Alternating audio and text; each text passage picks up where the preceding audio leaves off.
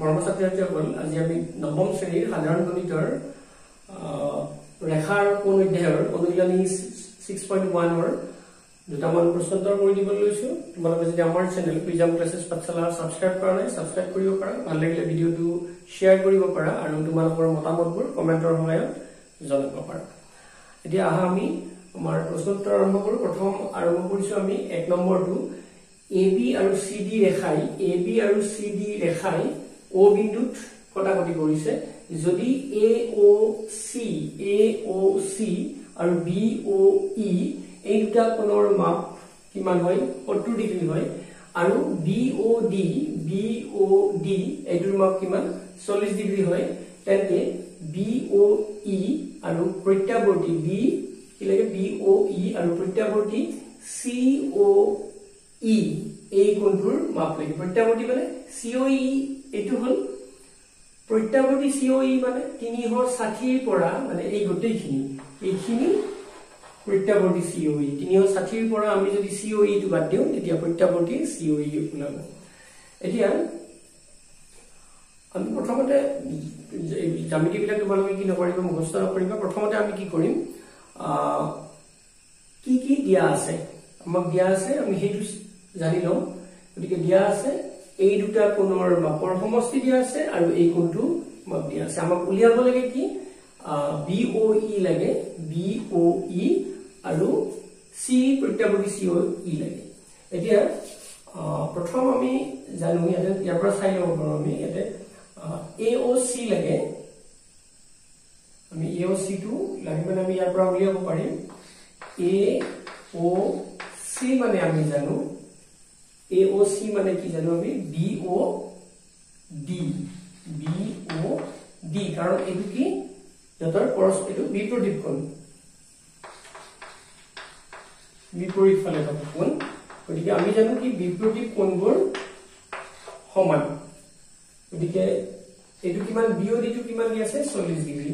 গতিকে AOC ৰ মানটো কিমান হল 40 ডিগ্ৰী হল। এইটো হল আমাৰ 40 ডিগ্ৰী। এতিয়া আমি কি জানো ইয়াতে দিয়া আছে AOC, এটো দিয়া আছে AOC প্লাস BOE সমান 70 ডিগ্ৰী দিয়া আছে। এটো আমাক দিয়া আছে।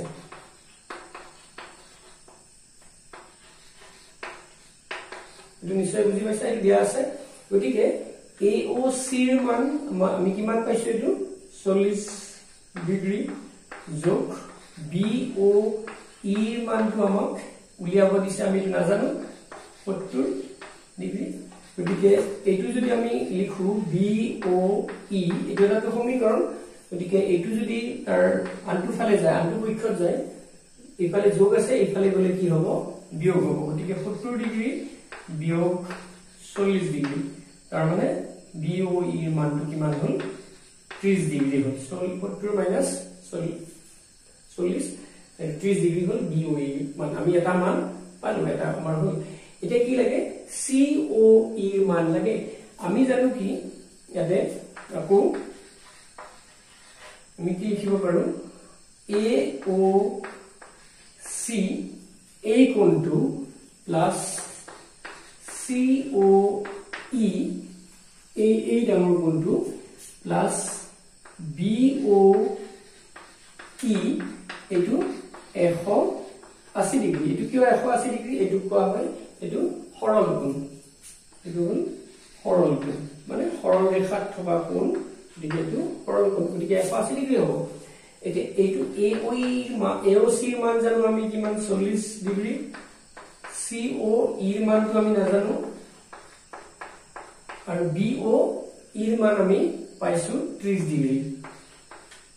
এইটো আমি পাইছো, এইটো এটা এনসাৰ এটা is equal to 180 ডিগ্ৰী। গতিকে COE ৰ মানটো কিমান হ'ব 180 বিয়োগ 40।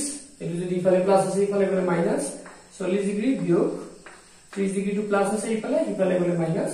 গতিকে আমি এইটো কিমান পাম বিয়োগ কৰিলে 180 পৰা 40 বিয়োগ 30 70 মানে 110 ডিগ্ৰী পাম আমি COE ৰ মান।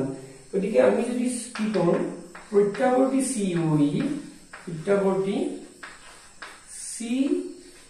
COE বুলি ক'লে আমি 360 ৰ পৰা কি বিয়োগ কৰিম COE ৰ মানটো বিয়োগ কৰিম প্ৰত্যাৱৰ্তী মানে এগতে হেতু বিয়োগ কৰিম তেতিয়া কিমান হ'ব 360 বিয়োগ 110 ডিগ্ৰী তাৰ মানে এইটো হ'ব 250 আমাৰ 360 ৰ পৰা যদি কি কৰো 110 ডিগ্ৰী বিয়োগ কৰো 052 250 ডিগ্ৰী হ'ব আমাৰ প্ৰত্যাৱৰ্তী COE মান এবাৰ 6.1 ৰ 2 নম্বৰ প্ৰশ্নোত্তৰটো চাবা XY আৰু MN ৰেখাই O বিন্দুত কটাকটি কৰিছে XY আৰু MN ৰেখাই O বিন্দুত কটাকটি কৰিছে যদি POY 90 ডিগ্ৰী POY 90 ডিগ্ৰী আমাক এইটো যদি নকয়ও তথাপি তোমালোকে মন কৰিবা এই যদি সিম্বলটো থাকে আমি গম পাম এইটো 90 ডিগ্ৰী বুলি আৰু A:B = 2:3 A অনুপাত B সমান 2:3 A আৰু B ৰ অনুপাত A আৰু B মানে A কোণ এইটো কোণৰ আৰু এইটো কোণৰ মাপৰ যেটো অনুপাত এটো 2:3 বুলি কোৱা হৈছে আমাক কি কৰিব লাগে C কোণৰ মাপটো উলিয়াব লাগে গতিকে আমি এটো লিখিছো আমাক কি দিয়া আছে A আৰু B ৰ অনুপাত মাপৰ অনুপাত দিয়া আছে গতিকে আমি ধৰিব পাৰিম ধৰা হ'ল A আৰু B ৰ মাপ ক্ৰমে 2:6 2:3 2:6 আৰু 3:6 2:6 আৰু 3:6 আমি এটো লব পাৰো 2:6 আৰু 3:6 গতিকে এতিয়া আমি কি কৰিব পাৰো এটো x এটো A কোণ প্লাস B কোণ আৰু এই কোণটোৰ মাপ আমাৰ কিমান হ'ব 180 ডিগ্ৰী তাৰ মানে আমি লব পাৰো XOM plus MOP plus POY is equal to 180 degree কি কাৰণে এটো এটা সৰল কোণ এটো সৰল কোণ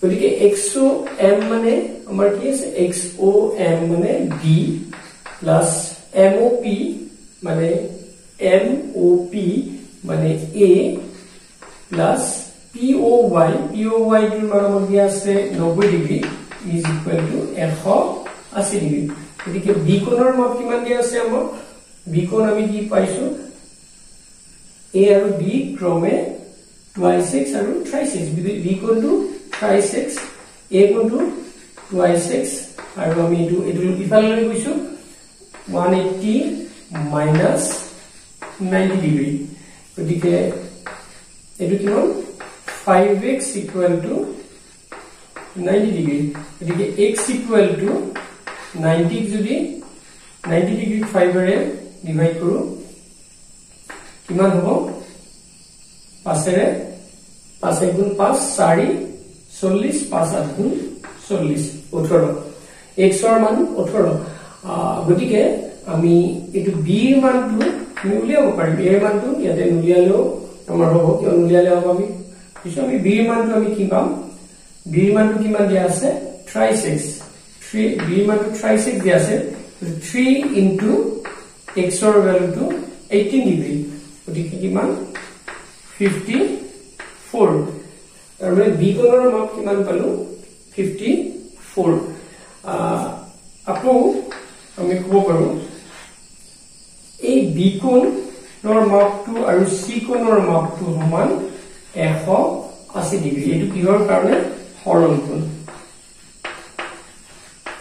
b কোণ আৰু c কোণৰ মাপ 180 ডিগ্ৰী কাৰণ mn এডাল কি এডাল ৰশ্মি আৰু এই b আৰু c লগ হৈ এই mn ৰশ্মিডাল যিটো কোণ আছে এইটো কোণ সৃষ্টি কৰিছে গতিকে এইটো কোণ সৰল কোণ গতিকে আমি b ৰ মানটো পাইছো আমি 54 degree plus c equal to 180 degree গতিকে ইয়াৰ পৰা আমি লিখিব পাৰিম c ইকুৱেল টু 180 ডিগ্ৰী বিয়োগ 54 ডিগ্ৰী তাৰ মানে c ইকুৱেল টু কাৰণ ইফালে প্লাস আছে ইফালে গলে এটো মাইনাস গতিকে 180 ৰ পৰা 54 টু মাইনাস যদি কৰো 54 মাইনাস কৰিলে 6 এটো 6 এটো কিমান 7 ৰ 5 গুণ 2 126 ডিগ্ৰী মানে 126 ডিগ্ৰী হ'ব আমাৰ c কোণৰ মান